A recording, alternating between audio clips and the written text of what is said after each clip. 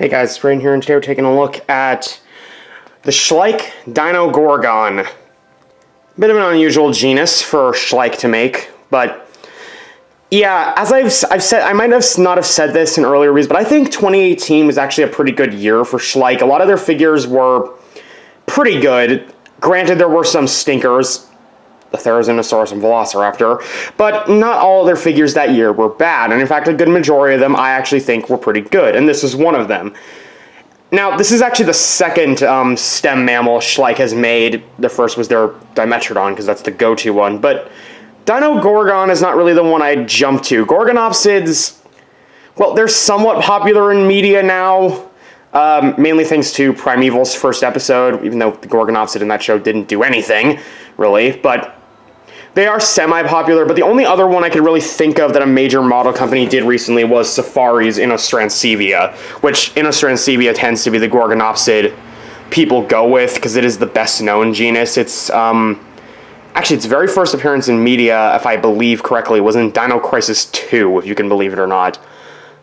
Although it was portrayed far from accurately in that game, as it had scales, and it was also shown living in a volcano, for whatever reason, but back to the point.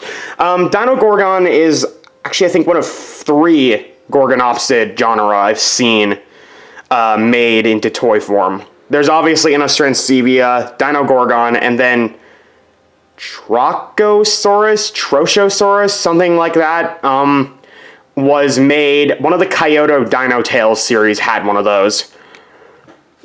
And for a Schleich figure, this is actually pretty nice. It is, of course, in a snarling pose, because Schleich can't do anything but action poses, it seems, for their figures. Even their more standard figures tend to be in some sort of really wild pose as a recent, but it doesn't look too bad. Of course, the Safari Inostrancevia is in more of like a neutral, or I guess stalking pose, compared to this one, just looks like it's roaring at you.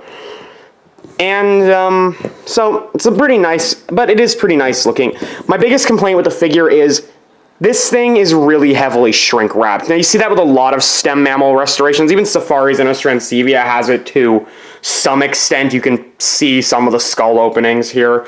But this guy has it a lot more noticeably. The skull openings on this guy are a lot easier to notice, and that's mainly because the figure isn't as well detailed as Safari's Inostrancevia, in that it's just sort of got this base skin pattern. It doesn't really have hair. There's no, like, speculative fur that some people give Gorgonopsids, which, of course, we don't have any evidence for, but it wouldn't hurt to speculate a little bit.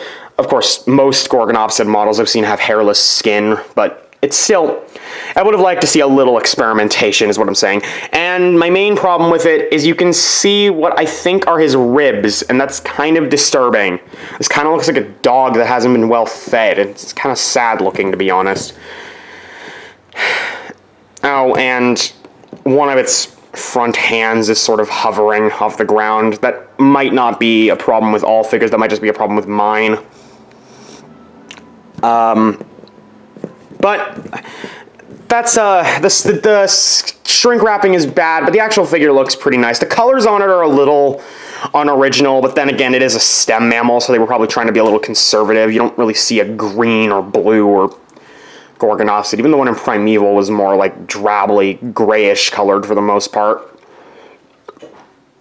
And this color pattern isn't bad, mind you. Actually, I think I like it a little better than Safari's Inostrancevia, just because it's a little more vibrant compared to the brown, the earthy, like orangish brown, whereas this guy has more of an earth texture to him, with these gray stripes. I was going to call them black, but they're actually gray, running down his back. I don't know really what's up with that dark gray wash that's sort of running down his back. You might not be able to see that on camera, but there's a bit of a darker gray wash running down his back. I don't really know what that is, but it doesn't look bad. So, would I buy this figure?